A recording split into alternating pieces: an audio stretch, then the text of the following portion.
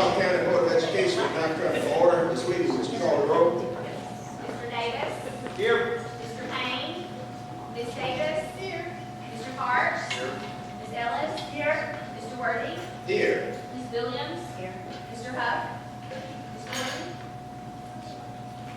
Thank you. At this time, we want to do the silent meditation. We'll follow that with the Pledge of Allegiance.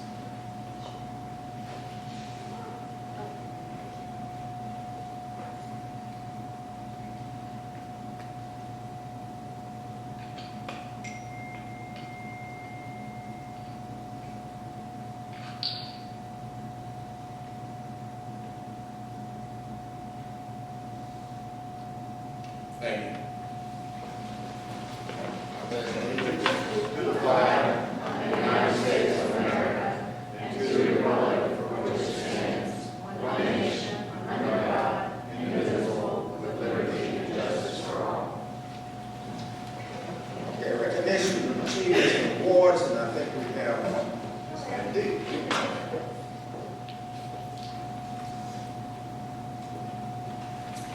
Good evening, Mr. Worthy, Dr. Lanu, board members, and all of our guests. Tonight I have the privilege of recognizing some very special students and staff. And first, I'm going to recognize Mr. Stephen King. President Obama recently named 213 mathematics and science teachers as recipients of the prestigious Presidential Award for Excellence in Mathematics and Science Teaching. One of those winners is our own Stephen King, science teacher at Wood Davis Elementary. Mr. King received his award at a ceremony in Washington, D.C. on September the 8th. The Presidential Award for Excellence in Mathematics and Science Teaching is awarded to outstanding K-12 science and mathematics teachers from across the country.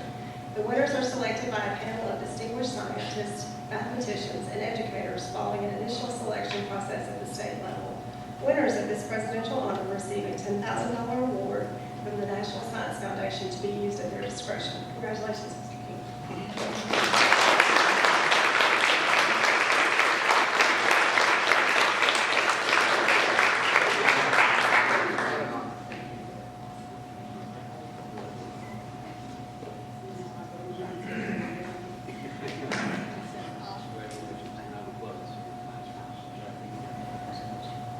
Our next award is for Charlie E.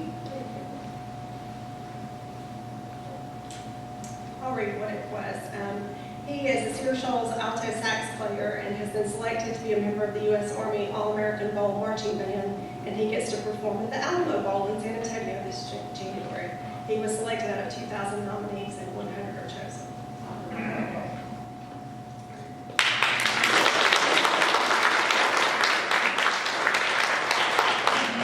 Next up are our 4-star award winners, and the first one is Beth Holiday.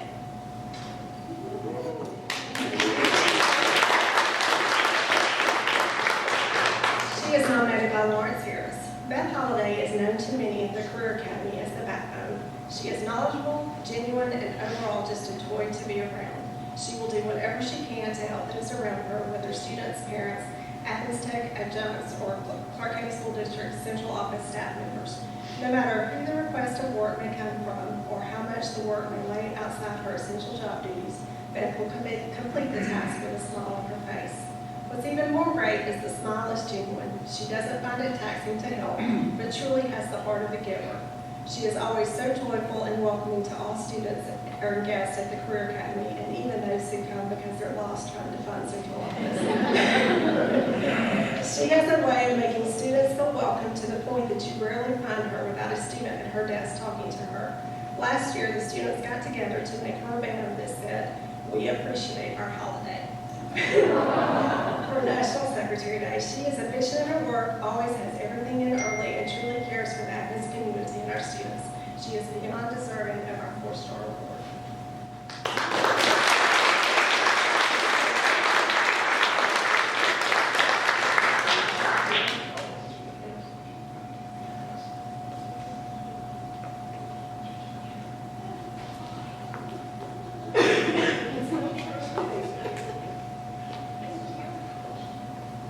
Next up is Ms. Fonda Slonga from Vera Elementary.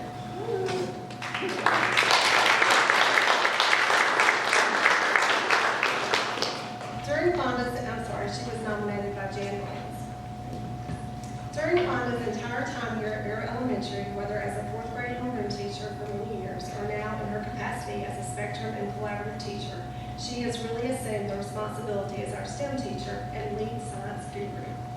Along with her myriad of other daily responsibilities, she has turned an empty classroom into a true science lab that all students in the school want to come for lessons, labs, and experiments. Capturing in your words the magic of her teaching and depth of her devotion to science education is difficult.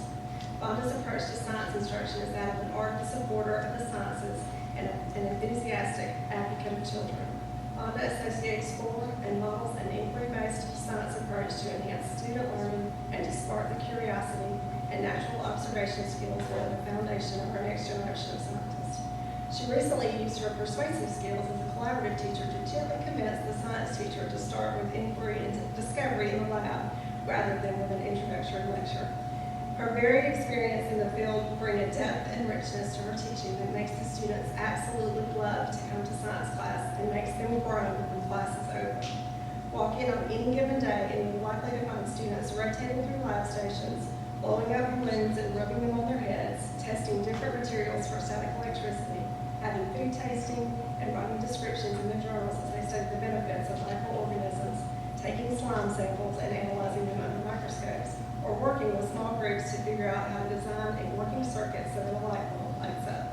She doesn't tell them what to do or show them how to do it. She engineers the classroom environment so they work together and figure out how to do it on their own. She is really a tremendous asset to Vera and her entire district as she offers in-service training and works on curricular revisions and so much more. I don't know anyone more worthy of this award.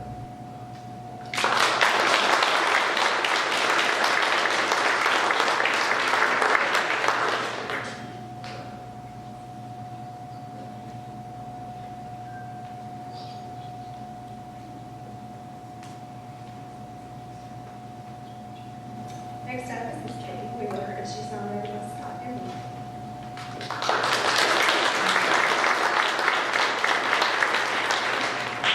School districts face immense challenges to remove barriers students face to successfully accessing educational curriculum.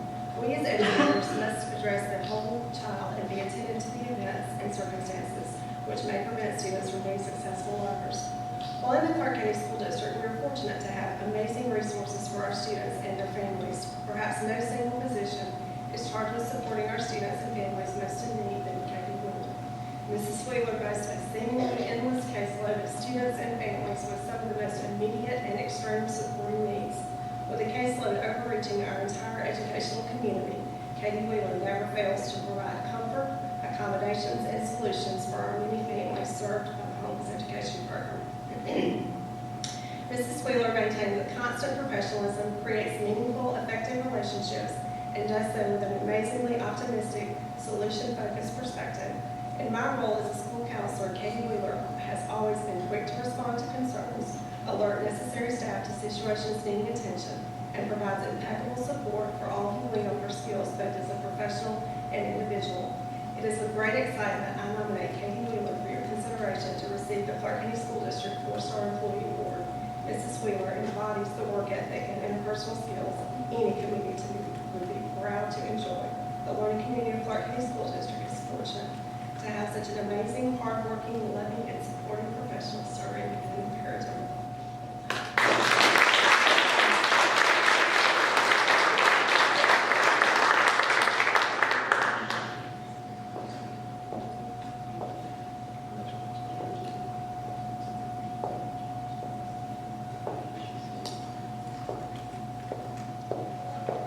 Next up is Tammy Whitehead, and she was nominated by Sam Preston.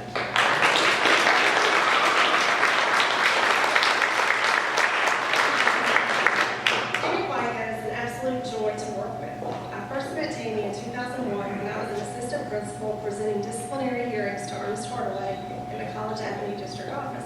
As I waited nervously for my first encounter with Mr. Hardaway, Tammy's cheerful demeanor and interest in me as an individual went a long way toward helping me compose myself before what could have been a very intense experience. Over the years, I have seen her show that same demeanor and interest in people consistently. When we were office neighbors at Mitchell Bridge, Tammy was a tremendous support to me as I began my work as the new disciplinary hearing officer. I have learned quite a deal from her about working with parents, particularly disgruntled parents, to ensure that our students enjoy every advantage of attending Clarke County schools. In the spring of 2015, I was not surprised to hear that Tammy had taken on 3 elementary age students as foster children. Such is her devotion to children that she would trade the relatively carefree life of a single lady for the tremendous responsibility of raising 3 girls as young as 3 years old. Tammy has worked with DFACS and the dysfunctional birth parents since the spring, hoping to reunite her foster children with healthy parents to make up a healthy family. And when the birth parents showed that they were unable to provide a healthy home, Tammy again put children first and filed to adopt girls. As a result of Tammy's generosity and the court's good judgment, the girls have the most loving parent imaginable, Auntie. Employees like Tammy Whitehead make it easy for all of us to be proud of them.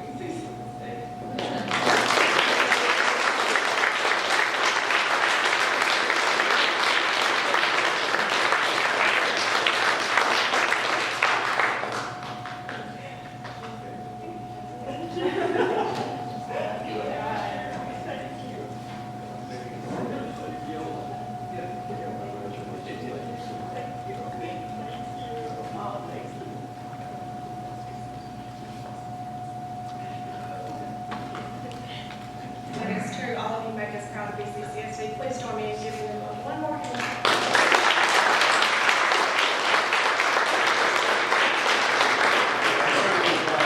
I think we just get a chance to see the kinds of contributions it takes.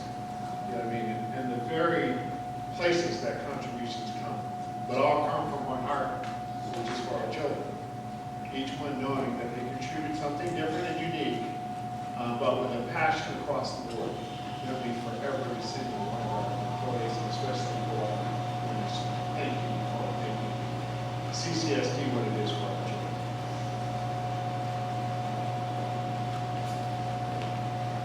Thank you, Dr. Ledoux. We have a 10-minute recess and we move up to room 66 for the regular board meeting. Thank you very much.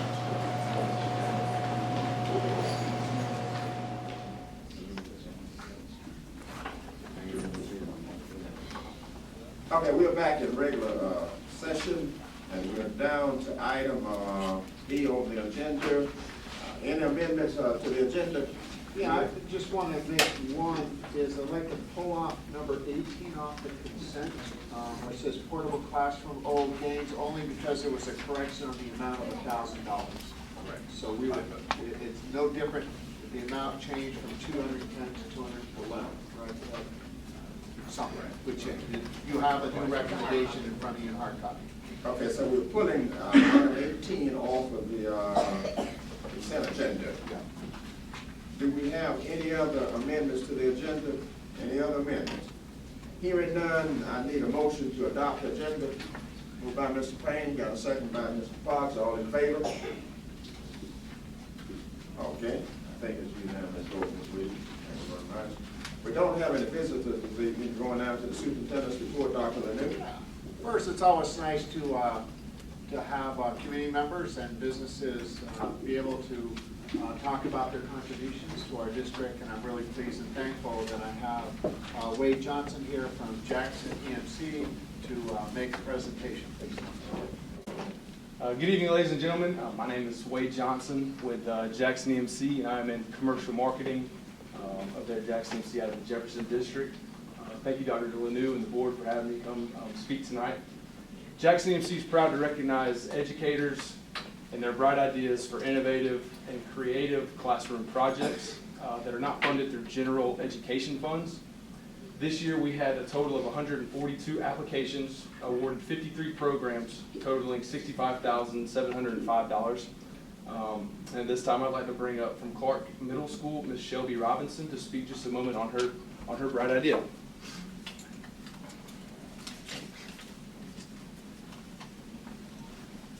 Thank you so much. My name is Shelby Robinson, and I'm a reading teacher at Clarke Middle School. I teach adolescent struggling readers here in Clarke County, and last year I was having sort of a hard time getting them engaged with the text, which isn't surprising for a number of reasons. But then I saw how excited they became seeing their own writing in text, and so I thought of an idea to kind of get more of their writing in text. And so we were able to squeeze a little bit of money from our budget and print a magazine that addressed functional literacy because students did all the jobs associated with publishing, including marketing, sales, design, everything like that. Things that, you know, our students maybe were never given these types of roles before, but they succeeded with flying colors, and we were able to use some of our money to print black and white copies for every student who participated, because unfortunately some of the students who put in the most effort couldn't afford to buy their own copy. So this year we wanted to kind of expand it to the rest of the school and to also show off the work of our department and our struggling readers who still have so many skills, because of course being a struggling reader doesn't mean you're a struggling thinker. And so I applied for this grant to be able to, of course, print in full color and expand it and just make it bigger and better.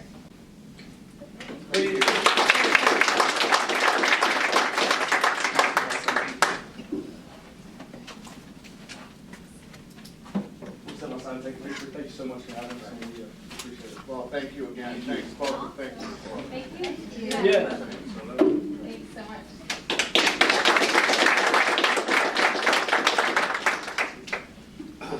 Next, I'm going to turn it over to Mr. Gilbert. Again, give an overview of SPLOST 5, where we've come and what our projects are for SPLOST 5. And John Galvin, of course. Good evening, Dr. Lanou, President Worthy, and board members. Thanks so much for having us. Dr. Lanou asked if we would give a fairly brief update, but as comprehensive as we can be in a few minutes on SPLOST 5, which is the upcoming referendum to be voted on November 8th. And he asked if we would take a look back a little bit and see some of what the community has accomplished and what our school district has accomplished through the 1% sales tax. And if you look on the screens, we'll move through this presentation. I'm going to start with the first 2 or 3 slides, and then John Gilbert, who's our Director of Facility Design and Construction, will pick up then. And please, along the way, ask any questions you might have, and we will send this presentation to you by tomorrow. Yeah, turn it on the side. Do what? On the side. On the side, turn it on.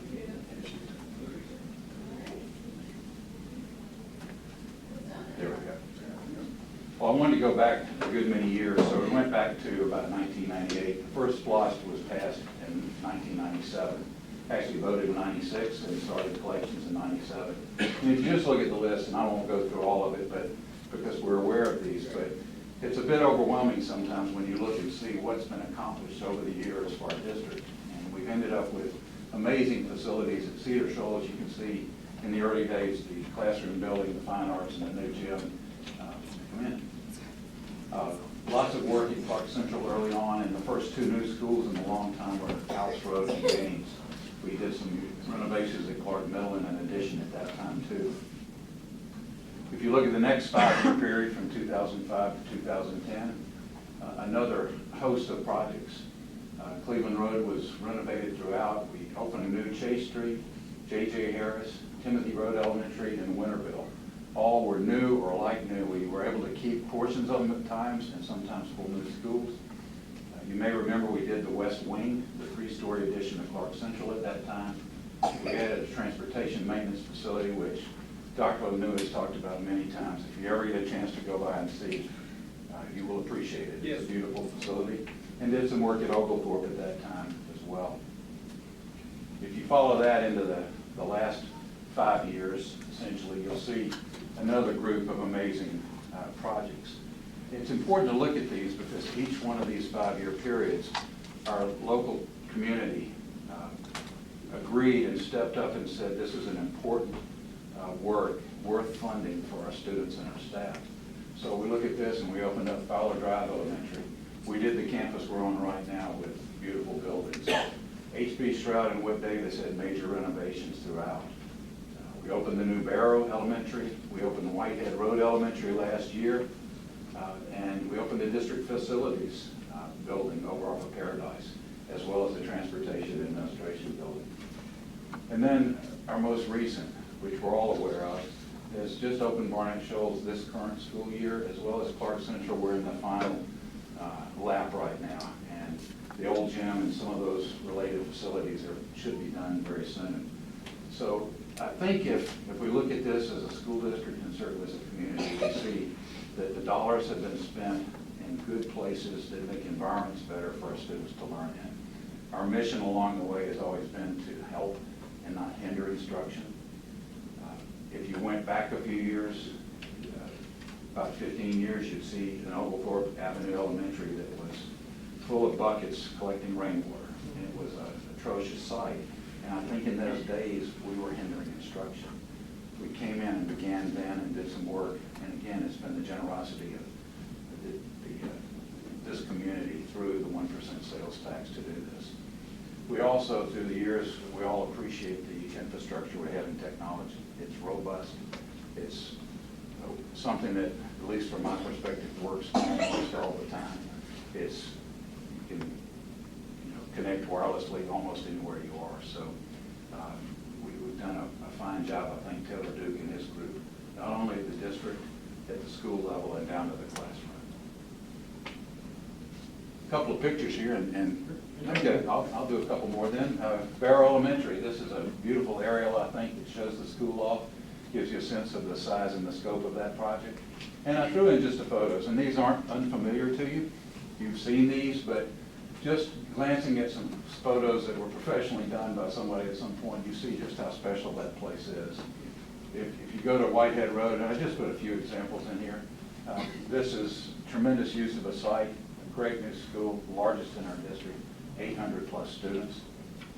And you can see some shots here, an exterior, a playground.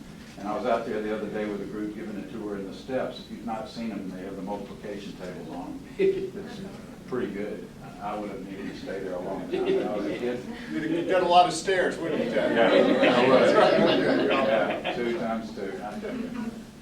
Barnett Shoals, if you haven't been there, go out and see it. It's a fine building. Here's a few shots there inside. We haven't gotten out there yet to do some professional photography. This is your photography. Pretty good. Very good. It's all right. Pretty But good. it looks great. Beautiful building. And then Clarke Central, we had the dedication a couple of weekends ago. And you'll see just some shots again in the media center and some outside ones that made the place.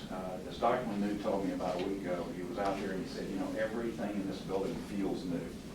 And, it should be. We took it down, all the way down to, kind of gutted everything, but it's a beautiful facility.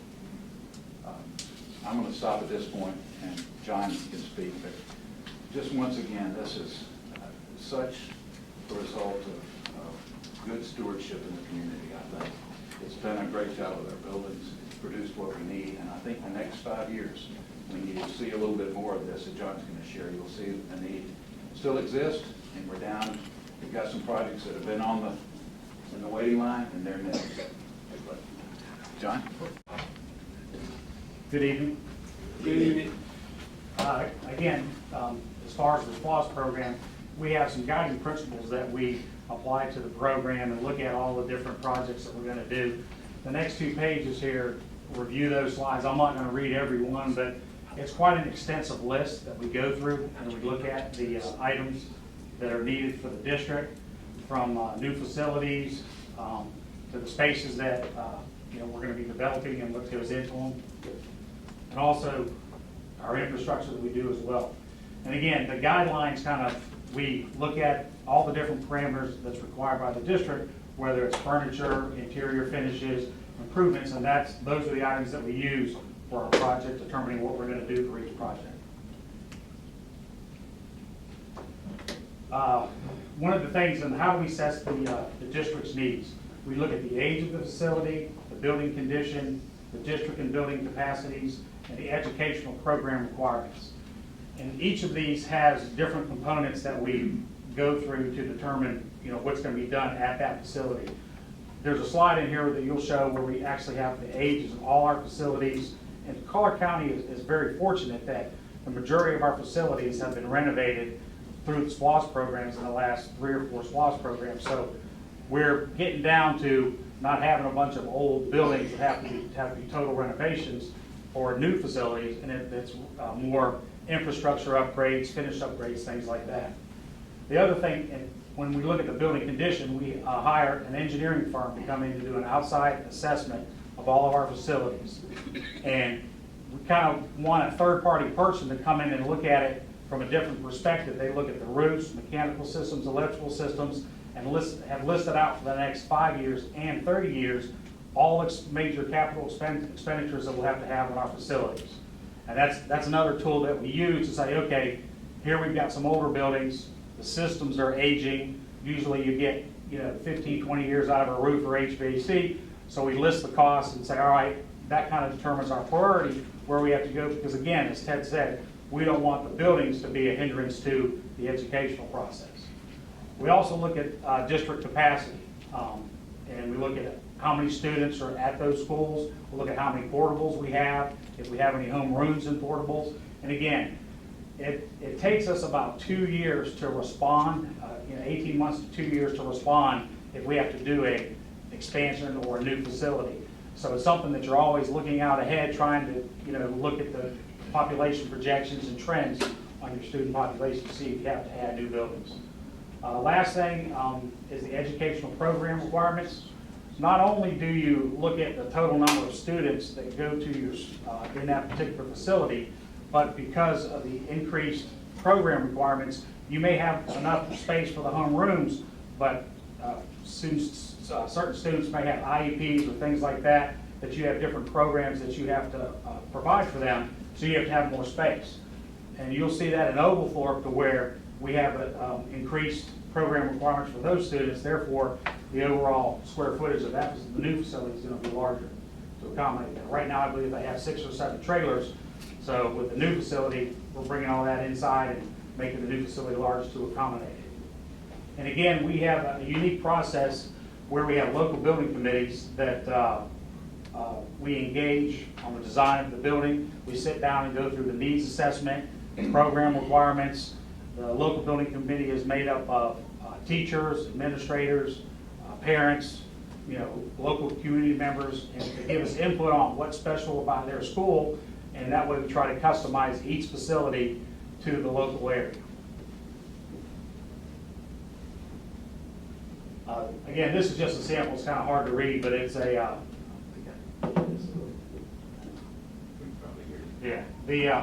on the building conditions assessment. Again, this is just a sample that shows you for the next 5 years on our particular facilities all the major mechanical and capital expenditures that we have to do. And you'll see that it starts adding up. The first year, 2016, we've got over almost $14 million worth of mechanical systems, things like that, upgrades that based on that outside assessment need to be done. So again, this is another major component that we do in determining which projects go, what sequence they go, and taking care of those items. And we have a facility assessment for every building, for every building in the district. Again, we talked about looking at overall growth and capacity for the district. In the last 5 years, we were growing at roughly 1.35% per year.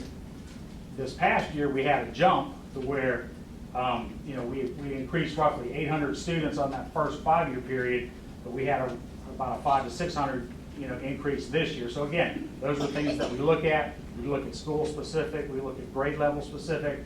An elementary school can run anywhere from 500 to 700 students. So if you see that growth, that means in that 500, if all of those students were elementary age level, we potentially could need another elementary school. Just a comment on that, that we also have pre-K.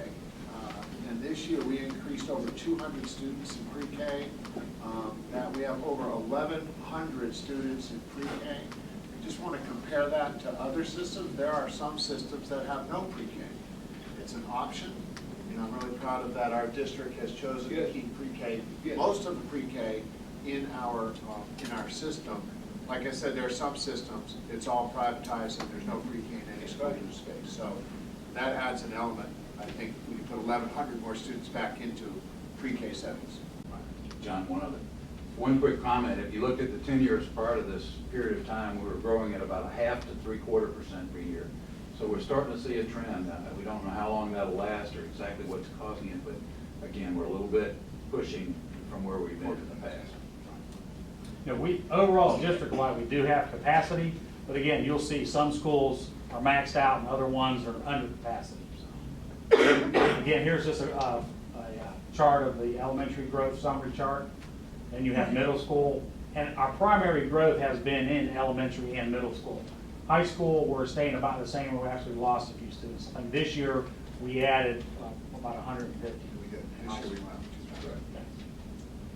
went. Here, again, another tool that we use is we meet with the county, we look at future developments that are ongoing to see where building permits are being pulled. And as you can see, based on this slide, the items highlighted in yellow and red, or yellow, are new developments, and they're primarily, I think, in the Cleveland and Timothy areas of Athens-Clarke County. Now, what this doesn't take into account is when you go into areas, buy an older house, tear it down, build a new house on it. So those, again, we kind of get that building permit data later on, but it's something, again, we take into account and look at when we're trying to do our projections and where the growth is occurring. This slide shows you kind of our, in SPLOST 4, we have a must, need, want list where we listed out all the schools and projects, and based on the facility and condition assessment and capacities, items highlighted in red in SPLOST 4 were projects that we wanted to do. And then the next category, need, was kind of the second tier projects we were looking at as well. And what we've done is kind of validate that process for SPLOST 5. We just carried on the same sequencing of projects based on our facility assessment, our capacities, things like that. So you can see, we did, in SPLOST 4, we talked about Barnett Shoals and Barrow, Whitehead Road, and Clarke Central, and we were able to pull up Whit Davis and H.B. Stroud. So in SPLOST 5, you go back and you look at our upcoming projects. Oglethorpe, that was on our list, and then the middle schools are, again, the major projects that we had identified in 4 based on age and condition of facility, and that's true, staying true and carrying on into SPLOST 5. And so just the proposed plan for SPLOST 5, Tier 1 are projects that we're going to do in the first part of the SPLOST. Oglethorpe Avenue is on the books. I mean, it's probably our most shovel-ready project. Drawings are 99% complete.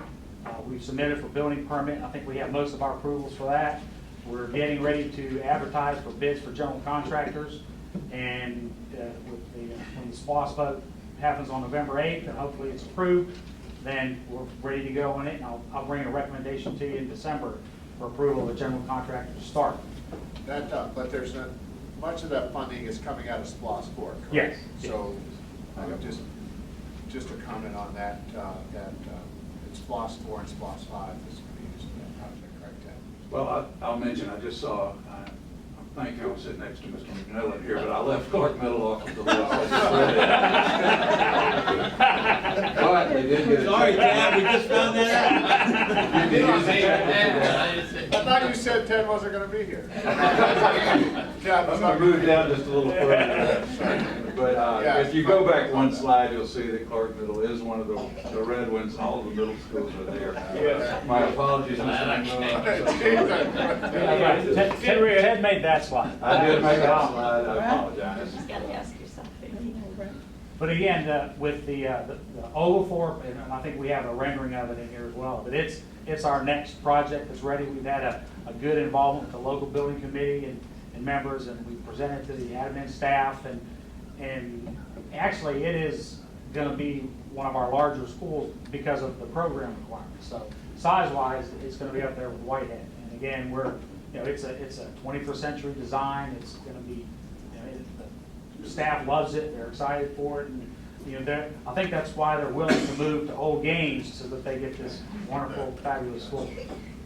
And again, so that's Tier 1. It will be meeting with all the individual schools, setting up the building committees, and meeting with them to assess the needs and what the projects are. Tier 2, again, yes, sir. Can I ask about Tier 1? Okay. No disrespect to Tad, but which of those middle schools have we kind of pinpointed what would be our first one that we'd work on? Yeah, Hillsman's, I mean, if you look at age of facility and look at kind of the building assessment done by the engineers, the one that had the most expenditures, immediate expenditures, was Hillsman. So that's kind of. We believe that Hillsman needs a complete look. Yeah, How's that? right, It does. complete. The other thing we've said that's really, it'll work out well is that BHL and Coral are sister schools. They look, we have the same plan. So we'll likely try and do those in a common design and a Like general we did contract. Stroud and. Right, it'd be very similar to Stroud and Wick, to where, Yeah. you know, minor expansion, And then mostly systems. Then Ted is expended as 1900. And again, tier 2 talks about building additions, school bus purchases. Tier 3, improvements at Cedar Shoals, because the list just kind of rolls back around. And again, we're fortunate as a district that the majority of our schools are newer. It's nice that when you're having to do an upgrade on a building that's only 1995 versus 1950. So that's a major plus. And again, funding, we're estimating roughly $112 million to be collected over the 5-year period. That's pretty much that's a conservative zero growth model that we're using. We're about the $1,867,850 right now that we're bringing in for SPLOST 4. So we've just continued and projected that for SPLOST 5. And I guess on the referendum, it also talks about a $60 million bond initially to get us started for the Tier 1 project. Just as an FYI, we know that we have to have all funding before we start a project, correct? Ted? We do. So that's one of the reasons. You can't run can you take a bond out based The on? bond will pay for it, yes, the bond will, but you got to show that you have the money. But it's backed up by tax revenue. That's fine. Once the bond's there, the bond shows that we have the money to pay, yes.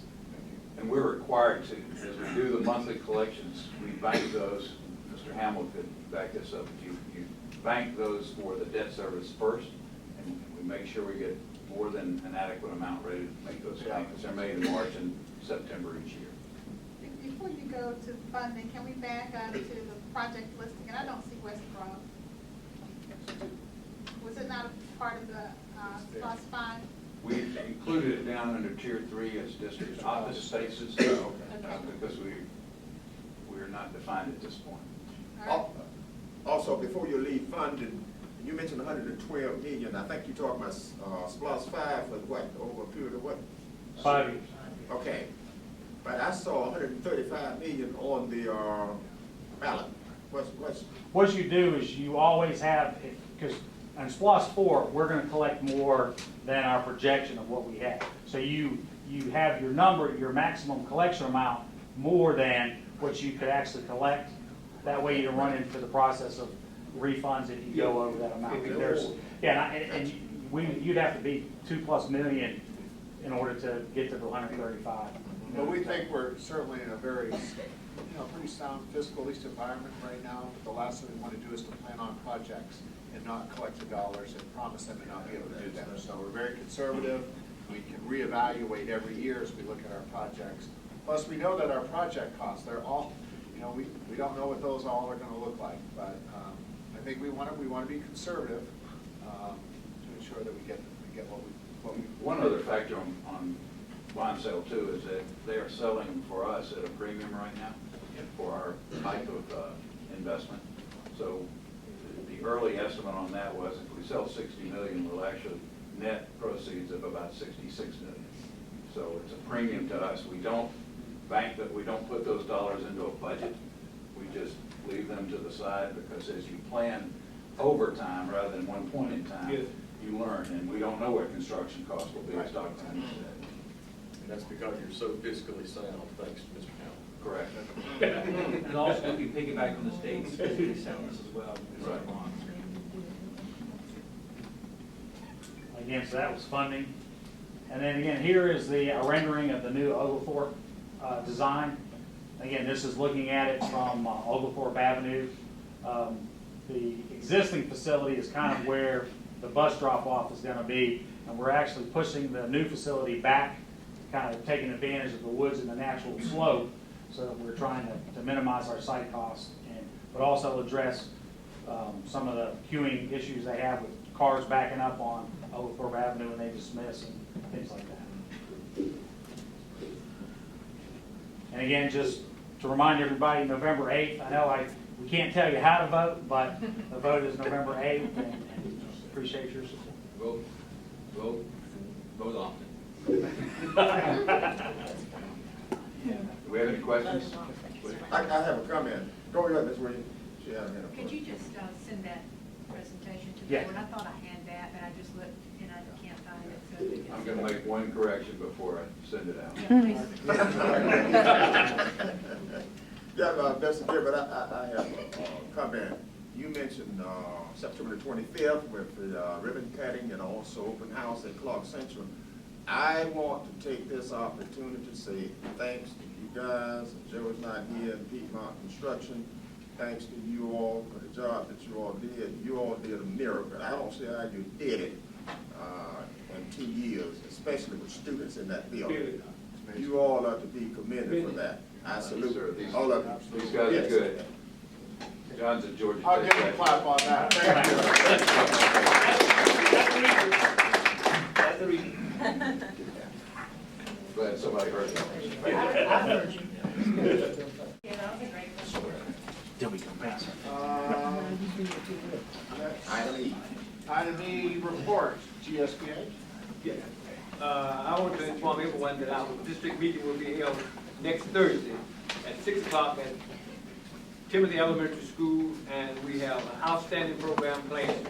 And if you notice that we've been using eBoard Solutions, eBoard Solutions have developed Simile. Simile, simply get more done with this. And our technology people will be there to demonstrate how this works and how you can save time and energy by going to Simile over eBoard Solutions. Not only that, but we will have our legislative people there to update you on the legislation that they think is coming up. The legislation that was not passed last year, they will be bringing back this year, that we will be working so hard to defeat. And those of you that can attend, please, ma'am, and please let your superintendent know so you can get registered, so you can be there next Thursday at 6 o'clock at Timothy Elementary School to get an update from Georgia School Board Association on the upcoming legislation and the Simile. This is the technology. This is something new that was developed by GSBA, and we hope that all of you can be there at 6 o'clock. All right. Government relations, I know I've been trying to communicate with Ovita, so I guess it's TBA, or TBD, to be determined at this point about Tuesday or whether that changes with the agenda. Right. Finance committee? No report. We do have the recommendation about the school notices that came from our committee meeting that will be discussed this evening. And I want you to just, we'll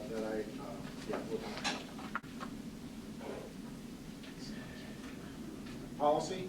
Have I talked about Georgia Appleseed?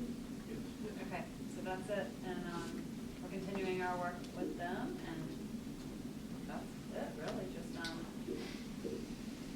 let me know if you have any questions about that procedure. I think it's going to be thorough. I'm excited.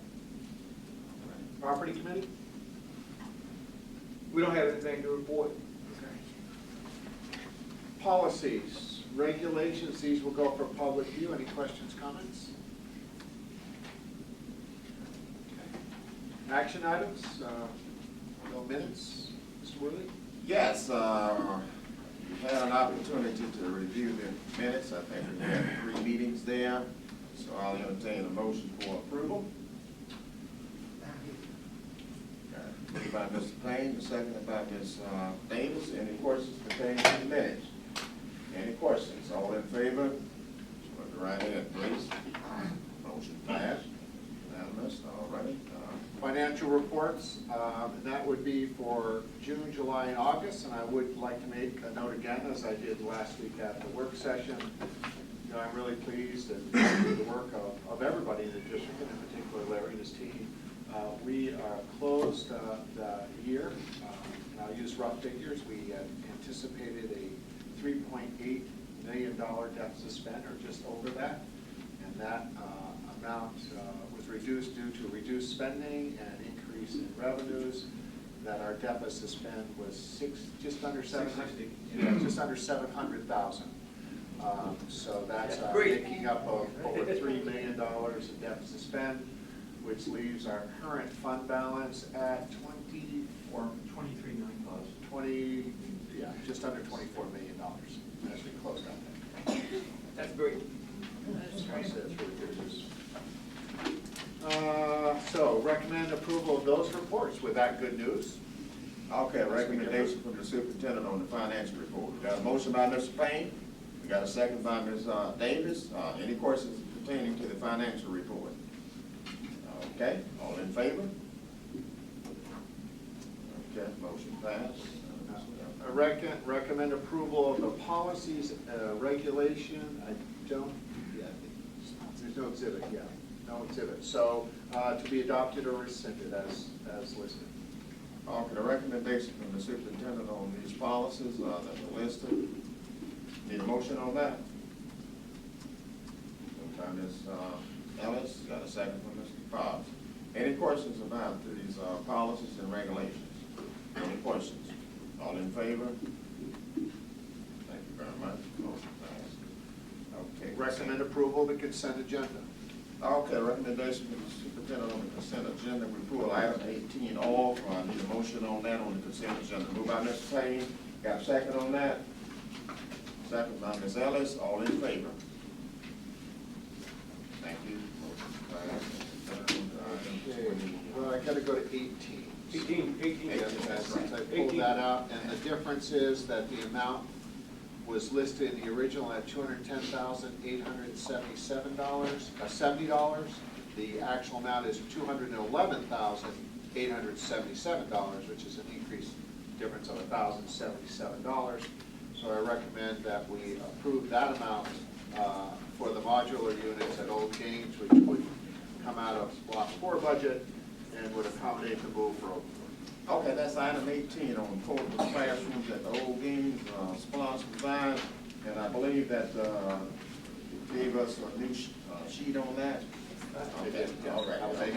Okay, I need a motion on that. Moved by Ms. Davis, got a second on that? Got a second on that, second by Mr. Davis. Questions pertaining to item 18? Questions? Okay, all in favor? Thank you very much. Motion passed. Okay. Now, 22. 22, recommendation to approve the annual career technical and agricultural education for middle and high school. Okay, you heard the recommendation from the superintendent on the annual plan for career technical and agricultural education for the middle schools and also the high schools. Okay, need a motion from Mr. Payne? Yes. We got a second on that? Agriculture. Second on that? Okay, second by Ms. Ellis. Any questions on item 22? Go ahead, Mr. Davis. Yeah, I talked to Mr. Tavernier earlier this afternoon,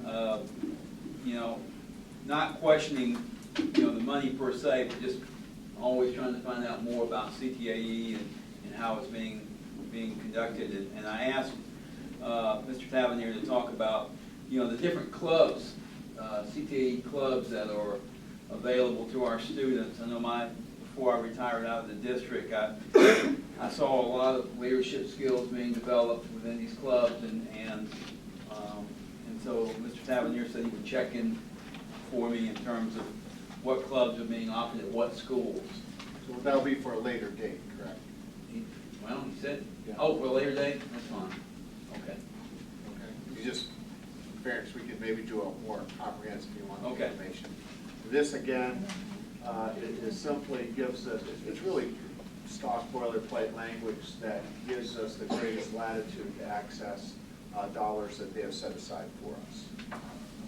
And that's a powerful comment now, Mr. Davis, with these clubs that are affiliated with these career technical programs, because students get an opportunity to actually compete against other students Oh, and yeah. show off the skills that they learn.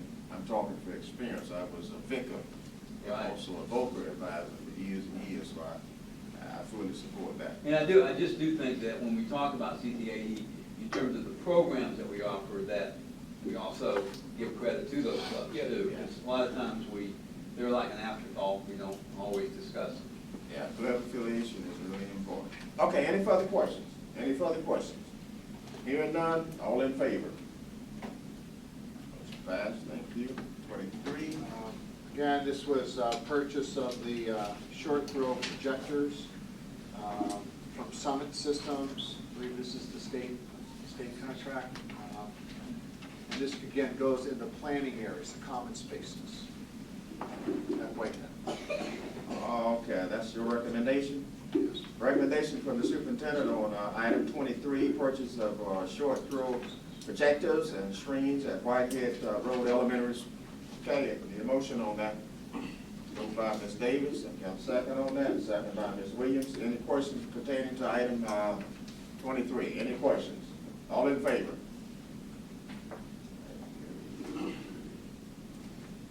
24 is hard copy. For any question, this is to approve the work known as for the electrical bid at Old Gaines. Again, that's continued a preparation for the next move. Georgia Electrical Techs, the amount is $19,650, funding coming from SPOS 4 budget. Okay, the recommendation on from the superintendent's electrical services, Old Gaines, that's $19,650. Okay, need a motion on that. Moved by Mr. Payne, second by Mr. Davis. Okay, all righty. Any questions pertaining to, go ahead, Ms. Davis. We already have a contract. Do they have a contract with us already, or is this a new vendor? This is new. Brand new? Yes. Oh, thank you. Any further questions? Any further questions? All in favor? Right, please. Well, if you do electrical, you might as well do plumbing. So, approve the plumbing bid for Old Gaines, and I can attest that it will be money well spent. Yes. Having visited that building, for the amount of $17,010, and design fee to SP Design Group for the amount of $800. So that comes from SPOS 4 project. So King's Plumbing, right, and SP Design for $800. Correct. Part of this. Okay, I see it. Okay, that's plumbing services for Old Gaines. And that amount again was what, $17,010 for plumbing to King's Plumbing, and $800 goes to SP Design for the design. Okay, you've heard the recommendation from the superintendent. That's on item 25. Item 25. We need a motion on that. Moved by Ms. Ellis. You got a second on that. Seconded by Ms. Williams. Any questions pertaining to item 25? Go ahead, Ms. Davis. Is it the same company that got an award last month, too? It's the same company that did the work in the back of the building Back of this the year. building here? Over the summer. It was the first project that. This is their first one with us? And they did some at Clarke Central too. They did some in the cafeteria, kitchen area as well. Okay. Are we saving money by pricing out individually instead of? Yes, we're acting as our own general contractor, and again, for permitting purposes, we're breaking the contracts out versus having a general, because otherwise, if you lump it together and you get spending too much money at one time, doing too much, then you go over a certain threshold, and then the entire building has to be 2016 standard. So we're doing it this way, and it's saving us money. Saving money. Getting it done. Yes, sir. Thank you. Okay, any further questions? Any further questions? Okay, all in favor? Okay, motion passed.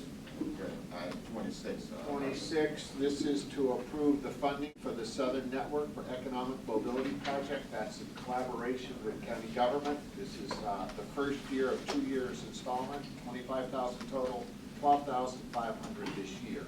And again, I'm very excited about this work. Again, as we were applied and were accepted to be part of this consortium, that can certainly really support the work of our committee in terms of economic mobility for a number of our students.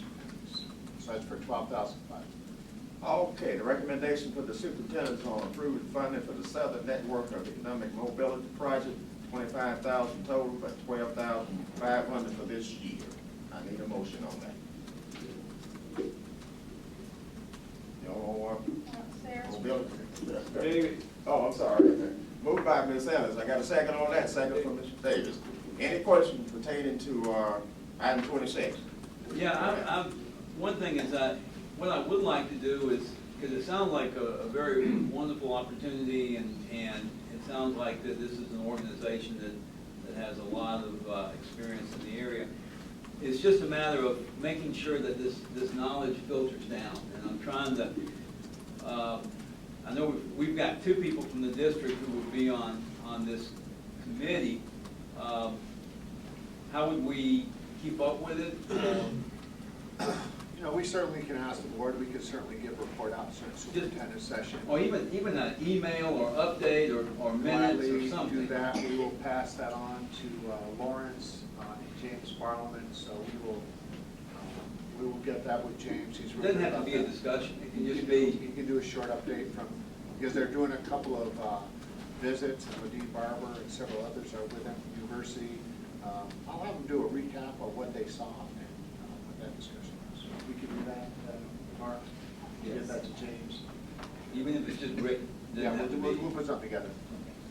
Okay, any further questions? Any further questions? All in favor of item 26? Motion passed. Thank you. The next one, I took a little bit of liberty, policy committee, so we can certainly go back, but I know we came out of policy, there were 2 possible scenarios we had for Finance. I'm so sorry. Finance.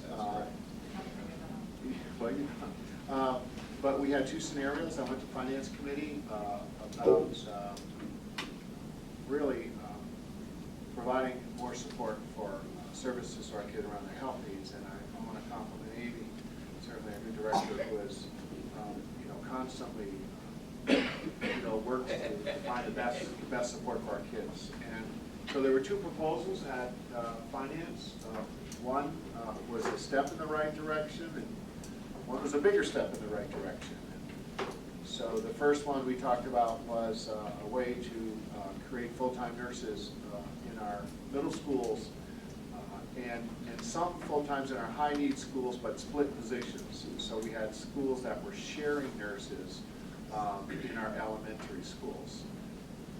The other one, which was obviously cost more money, was a model to take the next step where we create full-time nurses in our secondary schools, that's our high schools, maybe correct me if I need to, in our middle schools. It puts full-time nurses in our elementaries, how many? In about half of our elementary schools, we'll have a full-time nurse. We'll have full-time nurses, and the other half will have part-time nurses that would serve students' needs during lunch. 10 to 2. What's that? 10 to 2. 10 to 2 for 4 hours. These positions, there's a job description that's following this that I'll ask to approve, that they can be LPNs or RNs, just talks about supervision. But what this does is it provides overall much more robust response to the health needs, which are almost exponentially growing in our schools. So again, I think it fits nicely under our goal of helping children, that we need to move in this direction. It's a real solid plan. And my recommendation is to move forward with this recommendation. And it would be a budget amendment of $160,500. Again, that's estimated cost with a certain number of years' experience. I strongly support this recommendation. Okay, the recommendation from the superintendent on approving placement of nurses at each school at amount of $160,500, okay. Moved by Mr. Davis, second by Mr. Payne. We got any discussion on that? Go ahead, Ms. Williams. I know it might be a little early, but I haven't had time since I just got the job description tonight. But is this the same one that's going to be used for part-time and Yes. full-time? Right, same time, Correct. we talking with HR, that those duties and responsibilities, it would be the same, and we kept the flexibility to be an RN or an LPN, depending on who applies. They go on different salary scales, whoever we get, because one requires a different level of supervision, which Amy can provide, but the services would be the same. And the part-time would be without benefit? The part-time, we would be with And benefits. just with, They're half-time, so they would receive benefits. Okay, So Well, we'll it receive says- benefits at 100? Okay, wait a minute. It How about- says pay hourly without benefits, and that's fine. I'm sorry. And that's my, well, that was the original piece. We had lengthy discussion just yesterday, as we put this together, because a halftime, 20 hours would be benefits, 19 hours would not. I think in fairness to Amy, and thank you for picking that up, our original cost, should we just do it, the part-time as an hourly, which is under 20 hours? Our feeling at this point after lengthy conversation, should have mentioned that earlier, is that it's important for us to have them 20 hours. It's also important that staff, they have the commitment level when you have benefits. They're different than some of the other part-time positions. We added that into the cost, and we felt that it would still work, even within the same budget. So it didn't change that at all? No, we reworked the numbers, we have projections, grades, and we think we're still pretty safe with this. So could, since this is going in the minutes. I'll ask to make that. Right. Thank you. Let me just make sure I know exactly where that is. It's in the description of the. It's in the little box. Oh, in the description of that.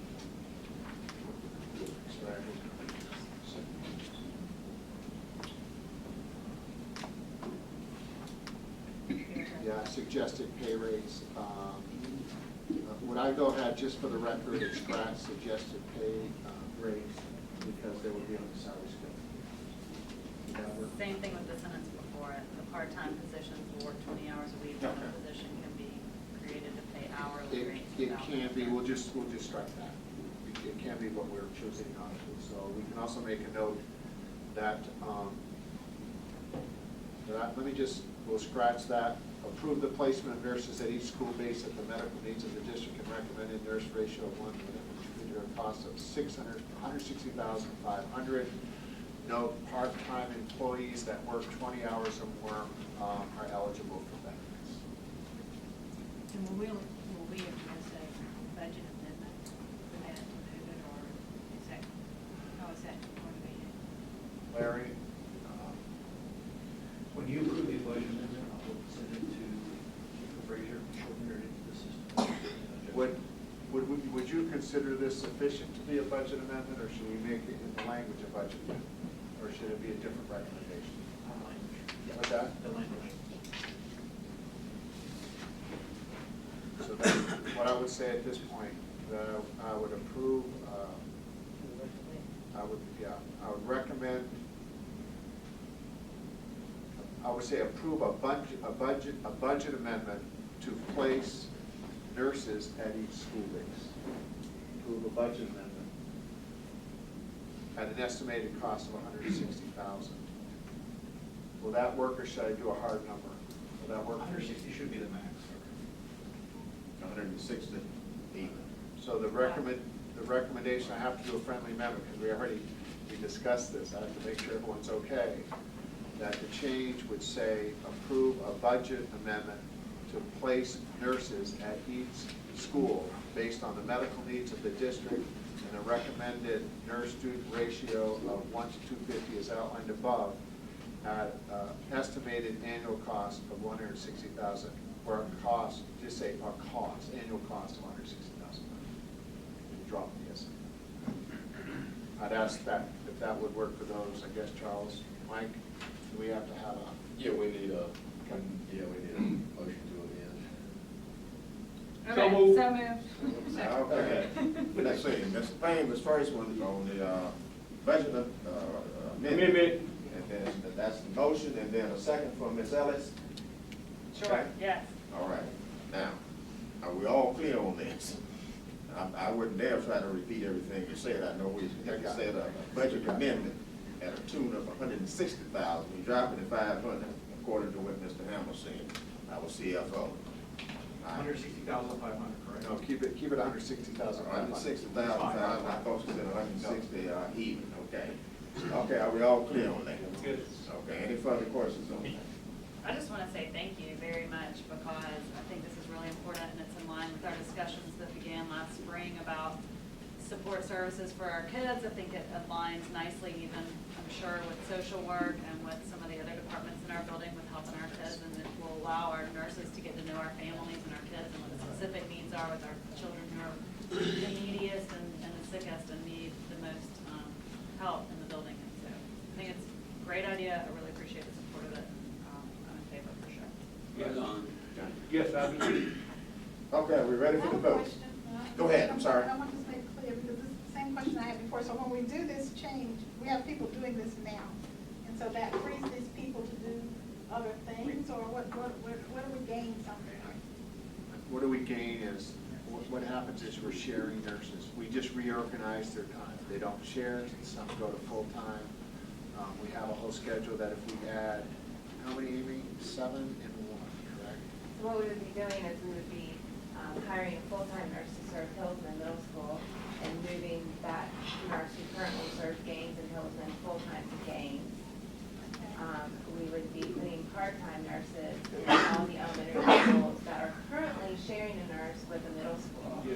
So those elementary schools would now have a nurse every day, Monday through Friday, during their busiest hours of need in their clinics, relieving office personnel from the duties of managing the health clinics, which is what's happening now, administering medications and managing diabetes. Right now, we have receptionists and secretaries doing that work.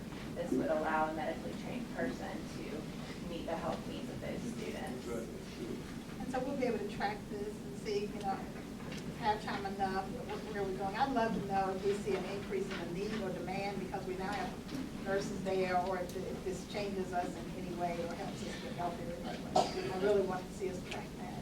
And I think one of the pieces would be is what percentage of our medications are actually given by our trained personnel versus those in our part-time that are not, because they're in the less demand times. Probably do that. That would be good to know. Yeah, that'd be a good statistic. Yes. Right? Like all that data. We got that part of our.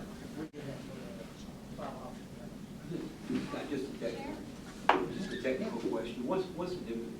How much education does LPN need? An LPN is a licensed nurse in the state of Georgia. They go to school for 2 years instead of 4 years, like the bachelor's and science nurses. They are limited in a few respects in nursing practice, not many of which apply to school nursing. And they have to pass a state board test. And they'll be supervised, right?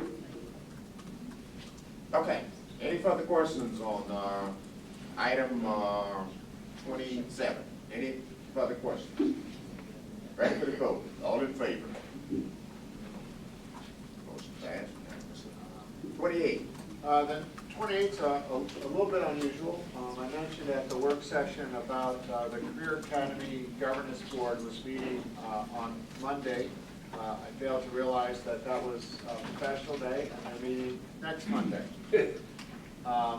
But I would like a recommendation, their consideration to do a refresh. This is for the Career Academy programs, for computers that are, we believe, need to be refreshed in order to do the program, but I would like to send that to the Career Academy governance team to make that decision. However, if they do request that, I think we need to move on that quicker than not. I'm asking the board to authorize me to approve up to $50,000 for a refresh. I think that far exceeds what it probably is going to be. We think it's probably around 40, but that would be based on the recommendation from the Career Academy governance team, and those would come under state contract. Okay, item 28, computer refreshment at Career Academy at the tune of $50,000. Recommendation. 50. No, 50. 50. You said 50. 50,000. I'll do 50. I'll do 50. All right. 50. 50. Okay. Yeah, I'm not going to do 50. All right, moved by Ms. Davis, okay? Got a second on that? Second by Mr. Payne. Any further questions? This is, Go ahead. where's this money coming from? It doesn't indicate where the funding is. Perkins. Perkins. Is there a rush on this? We think it's program specific. We want to make sure we get it in the works. so for clarity, just so I know, you said the board, the Career Academy Board hasn't met on this topic yet, and so That's we're correct. we're like a pre-vote. Yeah, you're just So that authorizing if they me decide, that, then that they if can they then- wanted to refresh, yes, then I would say go. I really want to get this, or I want to get these labs set up, because we're making some moves in those. But the board, that board will have, it'll go through them first. And how many assistants?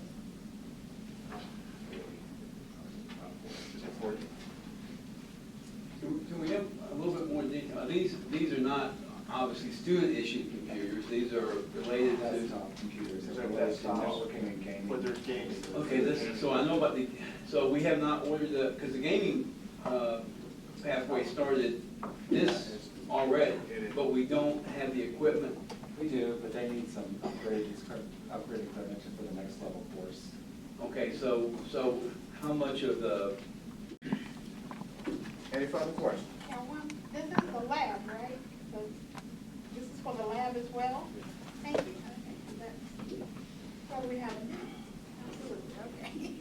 Okay, if you don't have any further questions, call for the vote. All in favor? Let's show the right hand, please. Mr. Davis? Okay. Okay, unanimous vote. I'm gonna turn that next one over to the board. All right, okay. I'm going to ask, we're on item 29, that's RFP Review Committee for the Superintendent Search Firm. I'm about to have Ms. Davis not Ms. Davis, I'm sorry, Ms. Ellis to lead the discussion of this, please. Okay, so last week, Ms. Jackson gave us a great presentation of the work that she was working on with the request for proposal for a superintendent search. And since then, there have been some board members who have had discussion about how involved the board should be in the initial review of the RFP process. And there's some history on the last superintendent search that we did, combined with just the responsibility that some board members feel with regards to this process. So tonight, I guess the question is, are we going to vote to move forward in what was originally planned, which was that, well, the way we left it last week is that Ms. Jackson, in conjunction with some members of the district office, would review the initial search firm applications that came forward and then push a few to the board for full review, interviews, and approval. And so the question is, do we want to move forward in that way, or do we want to move forward in such a way to have a meeting where the board sees all the submissions from the RFP and has a more active role in that way? And the discussion initially with Ms. Jackson doing it with some of the members of the district office, and what we talked about last week would be Mr. Gilbert, Mr. Hamill, Mr. Tavernier, and Dr. Freeman, as kind of her committee to work with her on that. So we've got two sort of discussions happening, and we need to decide as a board tonight which direction we would like to go with Mr. Pruitt's guidance. He did send us all a letter about legally what our roles and responsibilities were. So I think we've all got the same information now, and we just need to move forward in a way where what's in the best interest of the process. Okay, you've heard, okay, go ahead, Mr. Davis. yeah, there was a third option. I mean, and I don't know, Sarah, if you incorporated it or not, but the third option, as I saw it, was to, under the committee that you just described of central office staff, that it would be open to individual board members to participate as well. It wouldn't be the entire board. but it would be open to individual board members if they selected to participate. I'm gonna look to our attorney. I think we've avoided a subcommittee or a commit, we're not gonna create a committee on this, we're gonna be No, it's full the same board. committee, they just, board members would just participate with Veronica and these other central office folks. I can say that I think that what I've heard collectively from everybody is that we want this to be a full board process. And I think that division of 1 or 2 board members is not in the best interest of the Okay, board. let me clarify then, because that's only for the initial step. When all the bids come in, sorting through, and then once the 2 or 3 or 4 that are deemed suitable, then those come before the entire board with the interviews. So the entire board would be involved. I hear you, but I don't know that, I think we either need to have a full board meeting, or we need to have no board involvement and let the district office. I just want the I don't third know thing on that- the agenda, on the vote, that's all. Mr. Pruitt, tell us, is that even, Well, is that, I mean, if 1 or 2 board members, is that a committee, or how is that? That is a committee, so that's a. That's yeah, not, if you that's go- something we're not gonna be If you able go to. that route, then it's still a meeting, subject to open meetings, just as if the full board were doing it, so. But it's an option. Okay.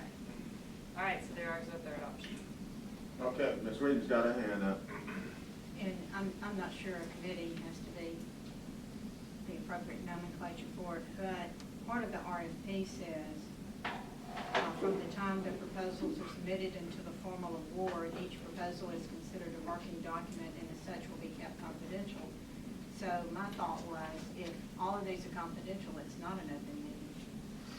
I'm sorry, that's not the way the law works. Typically, it works Well, that that's what way. RFP says, so I thought So that was. typically, your RFP says that because typically your evaluation works the way Ms. Ellis described, with it being purely in-house staff, the way it's described in the policy manual.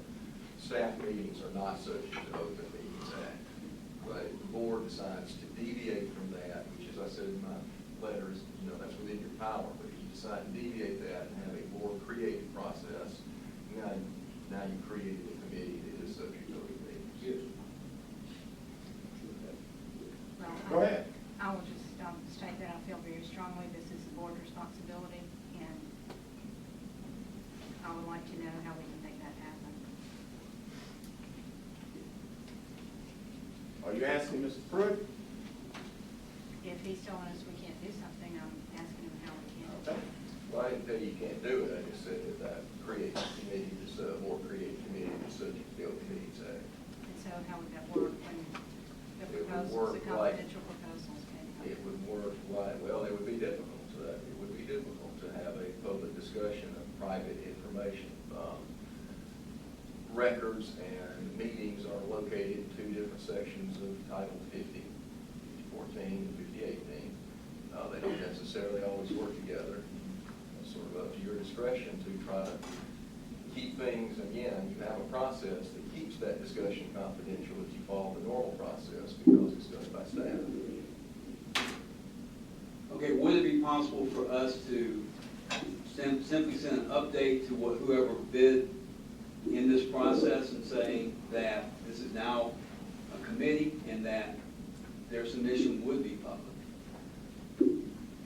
Well, and actually the submission itself wouldn't be public. Again, that's over in, that's in 18, so that's, the documents themselves are not subject to disclosure until the process is through.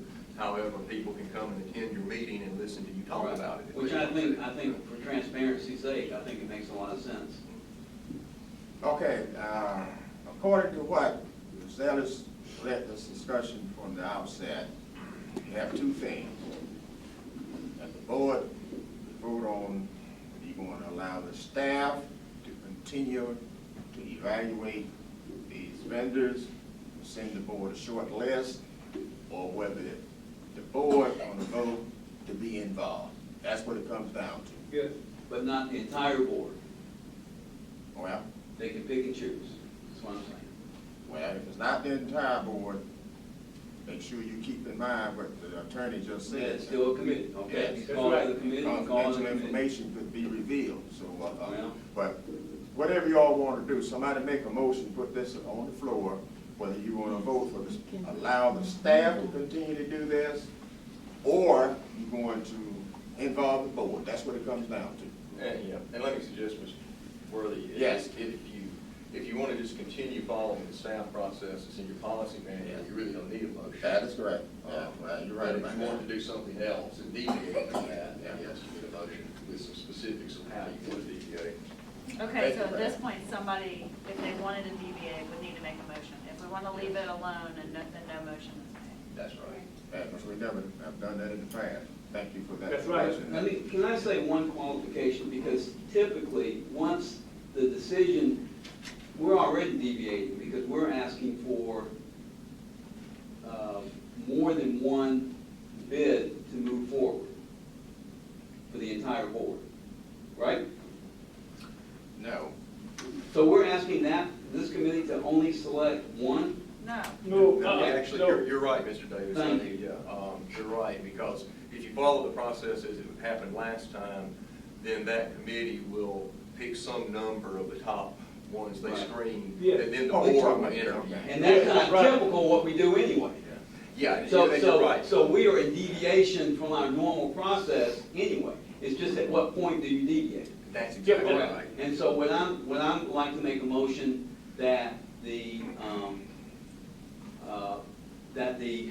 committee that is reviewing the bids in response to the RFP process for the superintendent search companies be open to any board member who would like to participate. Have a second on that? I'll second that. Okay, second from Ms. Williams. Okay, discussion. Go ahead, Ms. I'm thinking out loud because I didn't have time. So what that would look like is what if there's not a quorum? Who attends that meeting?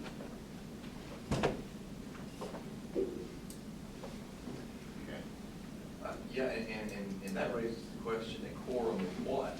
A quorum of the full board, or is there some sub-number of the board that we're talking about having a quorum of? I think maybe one way to look at that motion is just, I don't know, would all board members be voting members of that committee? Whoever Well, wants to show up? I'm assuming, and I may be wrong, because I've never been on one of these committees, but I'm assuming that there is a process of consensus that arises, because what you're doing is selecting companies that meet the specs of the RFP. So it's not like we're creating something out of whole cloth. So, I just can't see it as a contentious process at all. But Well, let me say this, and I think Ms. Jackson is here this evening. Now, one thing that she said to me when she was writing this RFP, she wants to deal with an uneven number. Am I correct on that? That is Ms. correct. Jackson? An uneven number. Of search firms or of No, people? no, The no. evaluators. Evaluators. Yes, Okay. yes. Also, now, and I think our attorney have said this now, anytime you're going to involve board members and you're going to take a vote on that, it's still open to the public. Correct. right, It's an and I open think it meeting. should be. All right. We have the motion from Mr. Davis, got a second from Ms. Williams. We had some discussion. Any further discussion on that?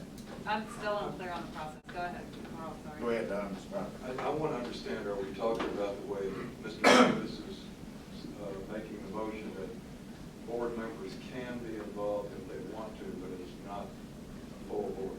It's an optional thing for board members. Unless all 9 want to show up. That's the way I'm interpreting it. Yeah, that's- Now, I'm not sure what that does to the normal process that Ms. Jackson has to follow. See, you want to... I have a question for that as well. Representing her as the CFO, are we talking about taking the entire process out of the staff's hands and moving it to now by committee of board members? Which in which case means that myself, Ted, Avenir and Ms. Freeman are no longer No, involved you in the would be process. part of it. No, when he made the motion, he included the staff members in there. Because no staff members have, Veronica, no staff members have been picked yet, correct? Well, it's just some that I recommended. You recommended, but Yes. nobody has been picked yet. Right. So that's another question. If nobody has been picked yet, Y'all need to get together and pick somebody. well, yeah, but my question is the board members gonna pick the staff Right. members to be on it? No. Ms. Jackson? So I will pick them. So let me ask something. Will the board members be voting members or non-voting members? That's what I was just asking, and if they're voting members, then, I mean, if this meets more than once, and there are different people who come different Right. times, Then you Because- get different votes at different Because times. it- you have different votes, and I mean, there's a process, and you've seen, you know, Absolutely. some of the background paperwork on some of these, where you go, committees go through and evaluate. Well, I would say people declare whether or not they participate, and if they don't declare, then they don't participate. Then they Well, don't vote. You But talking then you about board don't have a members? quorum. You talking about board members? Well, I can tell you, I'm not gonna vote for it. No, I'm talking, Well, I'm just letting I'm you know, talking I'm not about being gonna on the support committee, right. it. I'm not going to support that. We've never been involved in that, and Mr. Pruitt sent out an email, letter to all board members. And of course, he quoted the law in there, but he also quoted some other things in there pertaining to SAC standards and also pertaining to our code of ethics for board members. I am not going to get caught up in that. I'm not going to be unethical. I'm just letting you know, I'm not going to support it. Go ahead, Ms. Davis. So are we at the place now calling for a vote on this? Not yet. Not yet. Okay. So, So does this amendment then need to be, does the amendment or the recommendation need to be amended to include these final points of the number of the board members to participate, the role of the board members in this I participation? think you have to include Because that. it needs to be complete, so we'll know what we're voting for. I think you need to We need to readjust get to this. clarity on this, or Yeah, this is where we're headed, the direction we're headed right now is going to create a disaster. Yes. Total. Yes. Is there a way that we can, I think what I hear, jump in and tell me if I'm wrong, totally fine to be wrong. What I hear is that, I think we all feel and know that the hiring of the superintendent is is our number one. Number one priority. And so we all really truly just want to make sure that we're involved and discussing this together and contributing to the process, start to finish. Existing board members and new board members coming on in January. Is there a way that we can achieve that without completely revamping a process that is in place? And I do think Ms. Jackson did a fabulous job last week, and I do think she does a great job at her job, and I think we need to recognize that. And so is there a way, Mr. Pruitt, that perhaps the board can sit and listen, or, and again, I'm thinking out loud, which is dangerous in a public meeting, so just give me some latitude. But is there a way that the board could listen or be present but not vote, or and hear about the proposals that came in, just because this is the number one most serious topic, and being involved in it from the beginning to the end is critical, and this would be the beginning point. So is there another way without recreating a process for the process that creates a bunch of holes? Because what we've just thrown out there's too many gaps. Is there a way that we can affect that and be present at the discussion, but so that when everything comes to the board for, the small group comes to the board, we all feel equally educated on how that arrived? I think that works. I mean, that certainly keeps that process intact, so and you're just simply attending now. If a quorum of the board shows up where public business is being discussed, you do now have an open meeting. Right. But as Mr. Davis says, maybe that's not a big deal. I mean, you may want transparency, so. But what you suggested, I mean, there's no reason you can't do that, and it does, correct me if I'm wrong, Ms. Jackson, but I think that keeps your process intact. It's just a matter of who's there listening. Right. And I think think that is what we all feel, is just, we just want to see it, know it, feel it from the beginning to the end, all the way through fruition, so that if there's ever a moment where we're like, oh, I don't know how we arrived at that place, we all know how every decision was made.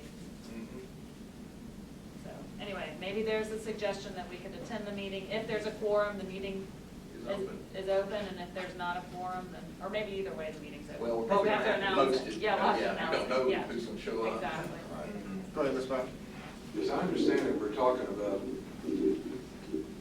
a process to narrow down the firms that are ultimately being selected. Yes, correct. Yeah. And we're going to, the original proposal that we don't have to have a vote if we're going to stick with it, would have the staff select the criteria, which is basically the RFP.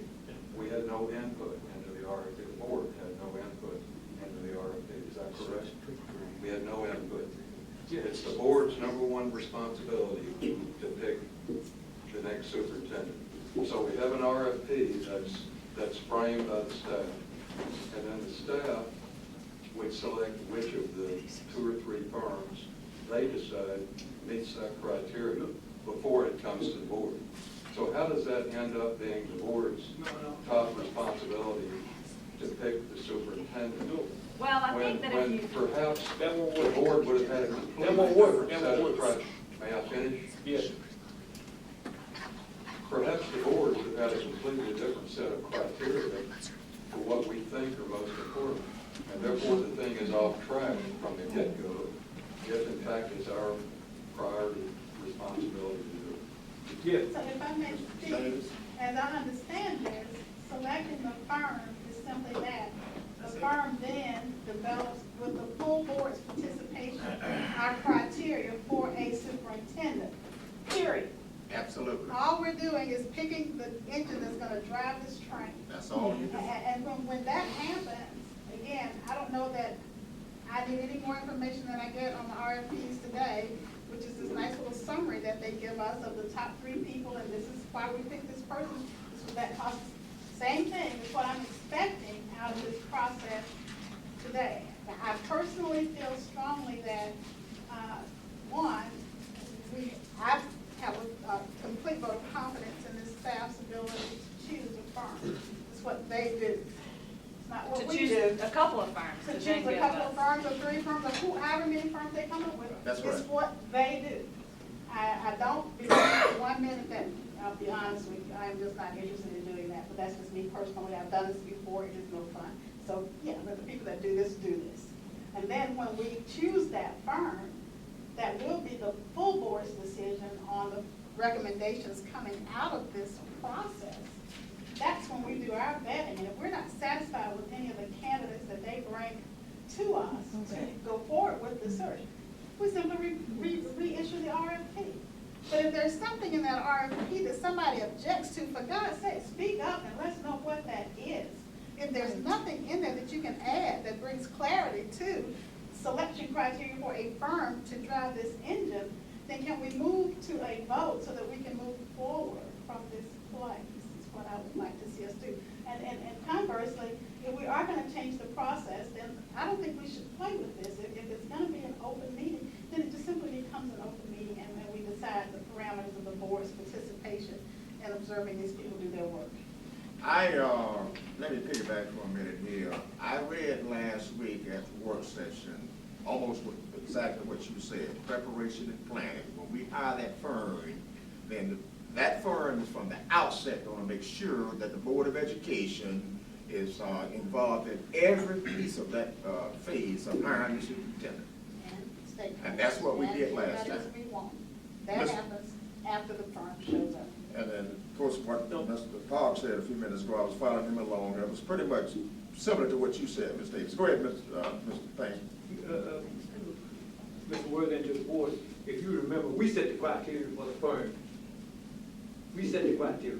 Well, they work with us. Board of Education set the criteria. Yeah. And then after they met the criteria, we showed the firm that we would interview. And the board interviewed the firm. And we picked the firm. The board did all the work. See, what Mr. Payne said, the firm that we used the last time, and I think all firms are gonna work pretty much the same, they work with us in terms of developing a professional profile. Right. That's what he's talking about. Go ahead, Mr. Davis. Okay, with Ms. Williams' permission, I would like to make a friendly amendment and say that board members may attend Ms. Jackson's committee, not as voting members, as non-voting members. Just to Otherwise- listen? Huh? Just to listen? Just to listen. Hold on a second now. You made a motion and it was seconded by Ms. Williams. Now Well, you- she offered a friendly amendment to my motion, and I'm accepting. Oh, okay. So I'm accepting. Sarah made a friendly amendment, yeah. Sarah, yeah, Sarah made a friendly amendment to the motion, and I accept it. Because I made the motion. I accept her friendly you amendment. ruled on that. Yeah, That's never heard of that is the one thing. I think if you read Robert's rules, actually, we can say, if Ms. Ellis wants to put that in the form of a motion, that can be a motion to Yes. amend your motion. You That's can right. second that amendment if you want to. Yes. Before I do, Yeah. I'd like to ask Ms. Jackson if she feels like there's any jeopardy in that plan and having a discussion of that nature in an open meeting. Can I ask Ms. Jackson to come to the microphone because I'm dodging heads to even see you back there, if you don't mind.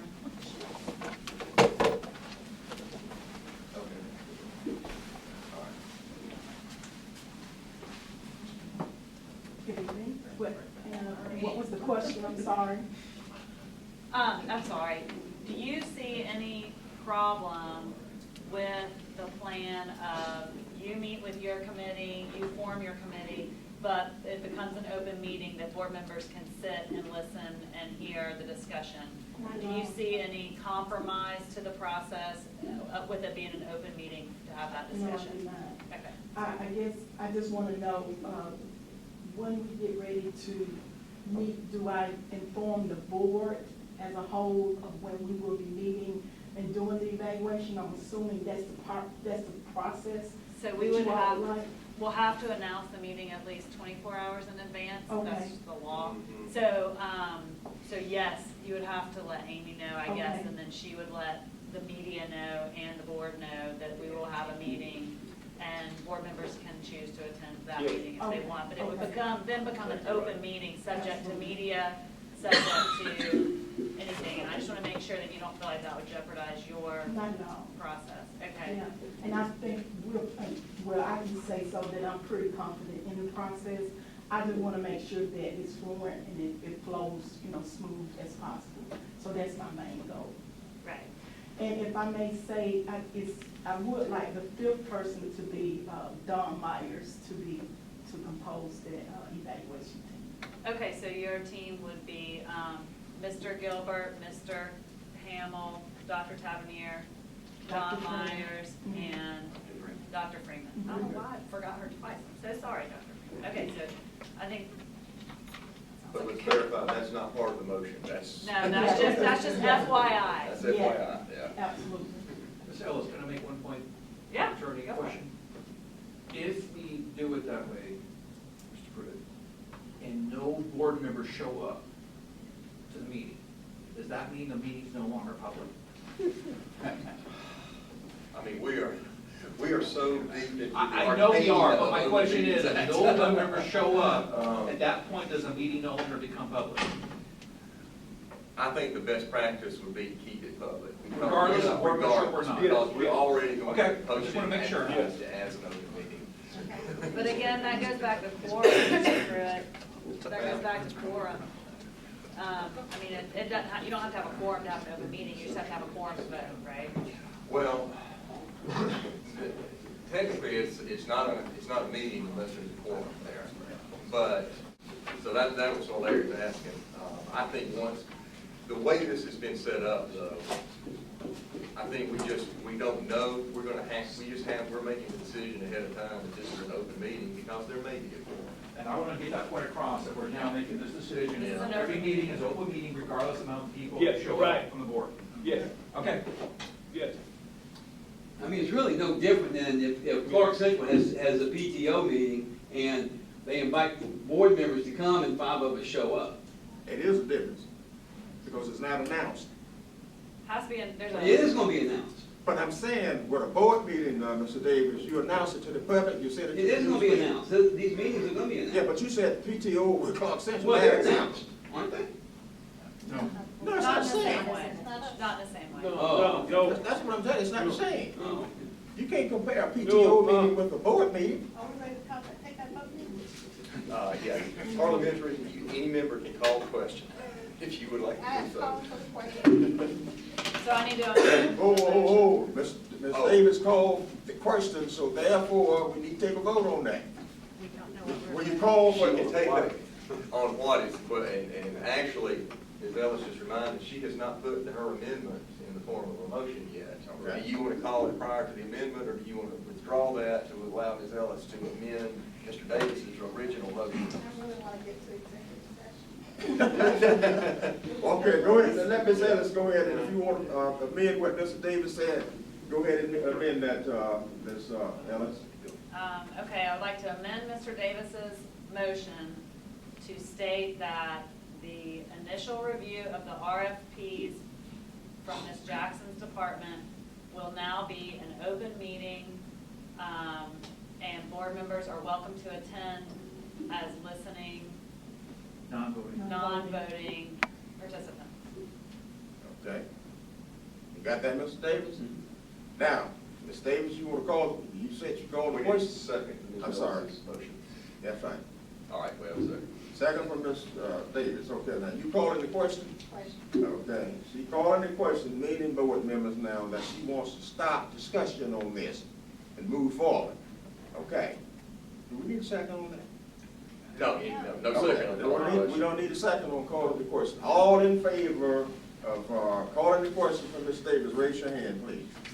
Yeah, well, she's called the question, it's just a vote now. That's what I'm saying. Voting on the motion. Yeah, I'm voting on the motion, yeah. Motion as amended. Calling the question, okay. Okay. So you're What not are we asking for voting the on? vote? You're voting on the motion as amended. This is the vote. The Okay. question has been called. Yes. Okay, all right. Okay. So all in favor, is that what you're going? Yeah, all in favor of the motion that Mr. Davis made initially, and it was amended by Ms. Ellis, show your right hand, please. All opposed? Motion passed, 5-7, okay. 5-2.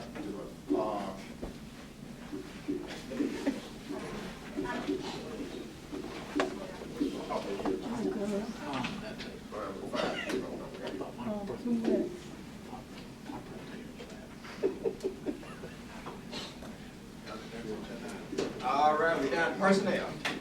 Recommend approval of personnel recommendation, job description, and addenda.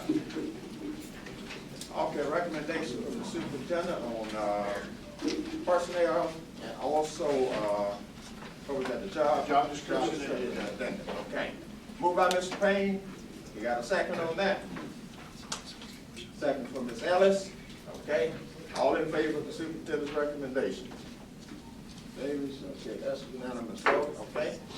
Okay, recommend an executive session for the purpose of acquisition, disposal, leasing, or appraisal of real estate property, employment, compensation, hiring, dismissal, or evaluation of employees, pending or potential litigation claims or administrative proceedings, or the settlement of each litigation claims or administrative proceedings. Okay, you have the superintendent recommendation for going into executive session.